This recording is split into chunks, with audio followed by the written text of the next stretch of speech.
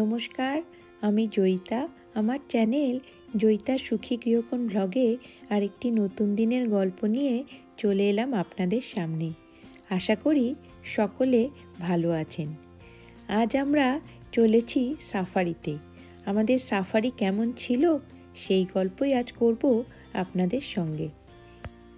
কাল রাতে আমরা কানহা রিসর্টে এসে পৌঁছে গেছি। গুড মর্নিং কানহা থেকে। এটা আমাদের পরের দিন সকাল, এখন 7:30টার মতো বাজে।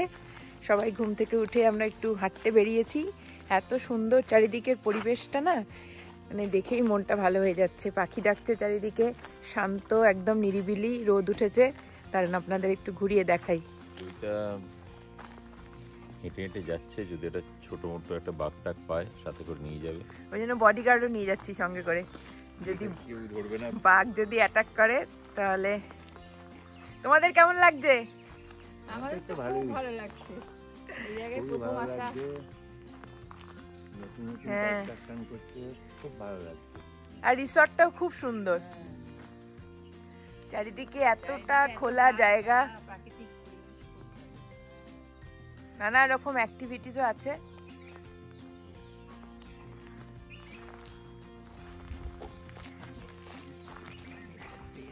এবার একটু হাঁটতে যাই, যদি ভাগ্য ভালো থাকে, যদি কোনো জানোয়ারের দেখা পাই।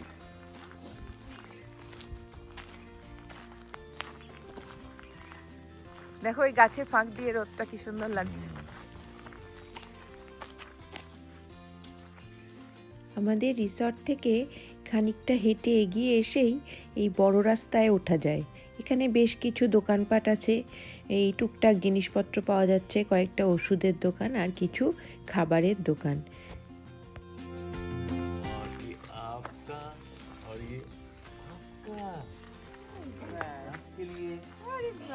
आपके लिए और ये किसके लिए? मेरे लिए।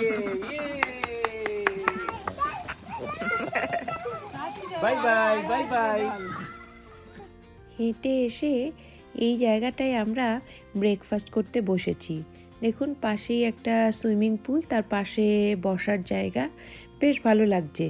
তবে কি বলুন তো, এখানে এখন প্রায় 8:30 বাজে, কিন্তু লোকজন যেন এখনও কাজকর্ম শুরু করেনি আর কি, একটু সবই দেরিতে চলছে। কিন্তু আমাদের তো আজকে একটু সকাল সকাল ব্রেকফাস্ট করে নিতে হচ্ছে, কেননা আজকে দুপুরবেলা আমাদের সাফারি। আমরা এই 1:30টার সময় বেরোবো, 1:30টার সময় আমাদের গাড়ি আসবে। আমরা দুপুরের সাফারিটাই নিয়েছি, কারণ ভোরবেলায় বেরোলে বাবা মায়ের ঠান্ডা লেগে যেতে পারে, এই ভয়টা ছিল, সেজন্য আমরা দুপুরবেলাতেই যাব। জায়গাটা ভীষণ সুন্দর।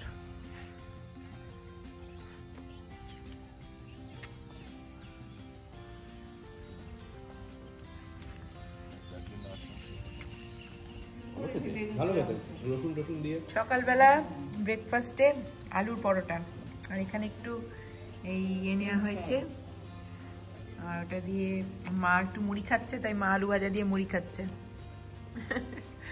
বাড়ির মতোই। আর এখানে একটা অদ্ভুত জিনিস, সেটা হচ্ছে আলুর পরোটার সঙ্গে একটা চাটনি দিয়েছে, সেটা হচ্ছে বেগুন দিয়ে তৈরি, এবং যারা খাচ্ছে ওরা বলছে যে খুব ভালো খেতে। বেগুন ভর্তাটা ওই খেতে টক টক ঝাল ঝাল, পরোটার সঙ্গে ভালো লাগছে। তার সঙ্গে একটা আচার দিয়েছে, দারুণ। কেমন লাগছে? একদম দারুণ। এবার আমাদের ব্রেড বাটার আসবে। এখানে তো সব রেস্টুরেন্টগুলোই মোটামুটি ভেজিটেরিয়ান, সেজন্য ডিমের কোনো অপশান নেই। আমরা এইসবই খাচ্ছি, তার সঙ্গে চা খেলাম 1 গ্লাস করে প্রায়। সবাই একদম পুরো সব ফ্রেশ হয়ে গেছে। এই দেখুন, সবাই মিলে চটপট করে স্নান টান সেরে দুপুরে লাঞ্চ করে সবাই একেবারে তৈরি সাফারিতে যাওয়ার জন্য। ভেতরে ভেতরে একটা ভীষণ রকম উত্তেজনা কাজ করছে, জানি না বাঘের দেখা পাবো কি না। ভীষণভাবে সবাই প্রে করে চলেছি। আমরা সাফারিতে যাচ্ছি, সব বসে পড়েছি যে যার জায়গা মতন। এখন শুধু একটাই প্রে করছি যাতে আমরা বাঘ দেখতে পাই, তারপরে দেখতে পেলে তো আপনাদের সঙ্গে শেয়ার করবোই অবশ্যই। রওনা দিলাম।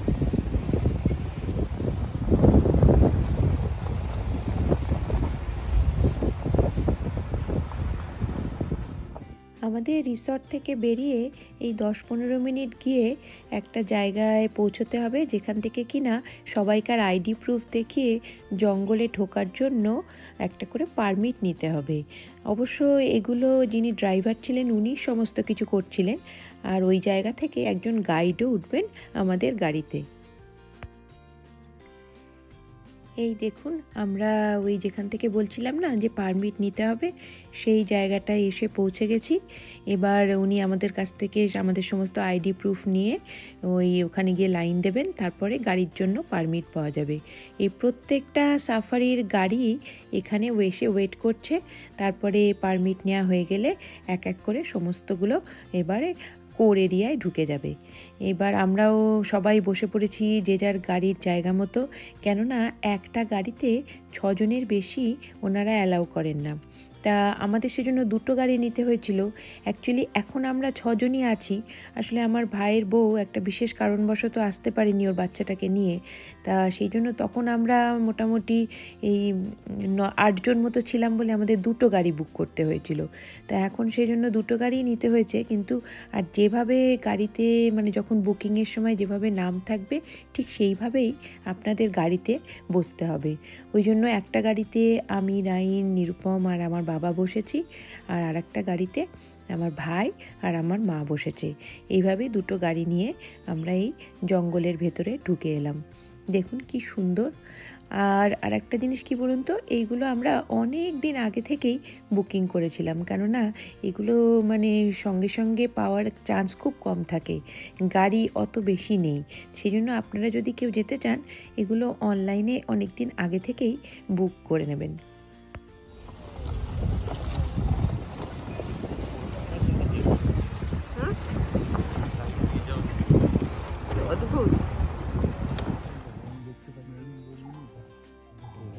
किस्मत अच्छा है आपका, बहुत नाइस है।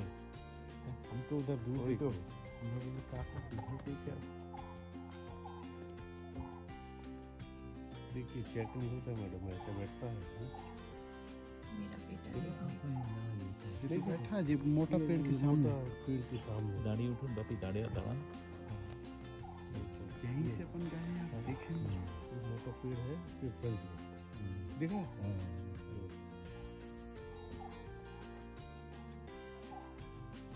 অনেক ঘোরার পর ফাইনালি দেখা পেলাম বাঘমামার।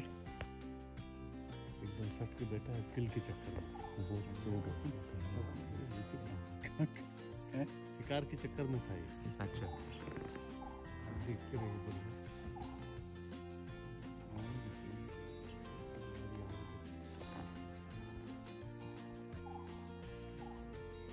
এত সামনে থেকে দেখতে পাবো কল্পনাও করিনি, মানে গা হাত পায়ে এখন বেশ কাঁটা দিচ্ছে কিন্তু।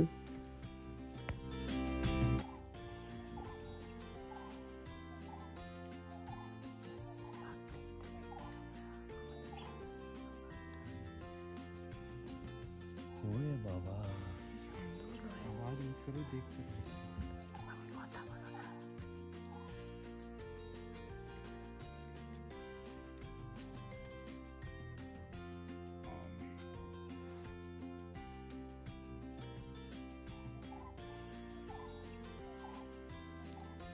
অপূর্ব সুন্দর দেখলাম আমরা।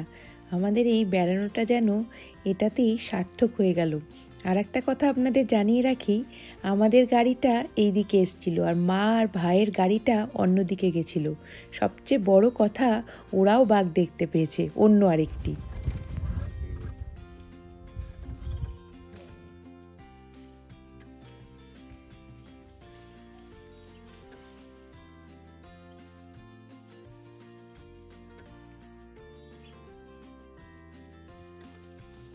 ये ग्रास आ रहा है, एक और आ रहा है।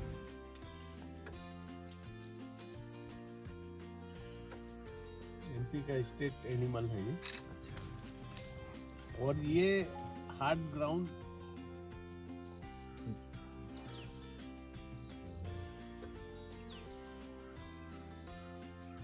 और भी हो सकते हैं आगे। যাক, কানহা আসাটা আমাদের সার্থক। কাল আমরা চলে যাব জব্বলপুর। আজ তাহলে এই পর্যন্তই। ভিডিওটি ভালো লাগলে লাইক, শেয়ার, কমেন্ট করবেন প্লিজ। আর চ্যানেলটি সাবস্ক্রাইব করে পাশে থাকার অনুরোধ রইল। সবাই খুব ভালো থাকবেন। ধন্যবাদ।